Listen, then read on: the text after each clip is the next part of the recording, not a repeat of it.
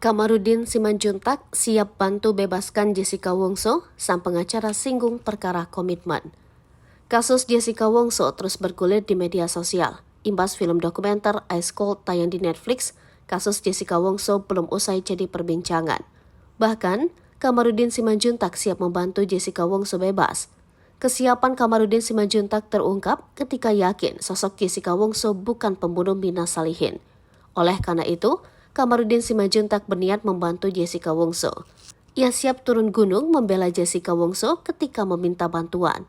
Namun, ia menanti niat hati Jessica Wongso untuk meminta secara langsung. Bagi Kamarudin Simanjuntak, membantu Jessica Wongso menjadi keinginannya. Bahkan, ia menyinggung persoalan komitmen ketika diminta membantu Jessica Wongso. Saya bersedia menolong dia, itu komitmen saya, tegasnya. Kalau memang dia menyerahkan masalahnya ke saya, lanjutnya. Komitmen tersebut diungkap Kamarudin dan bersedia bergabung dengan Otto Hasibuan. Sebagai pengacara, Kamarudin Simanjuntak menilai kasus Jessica Wongso menggantung.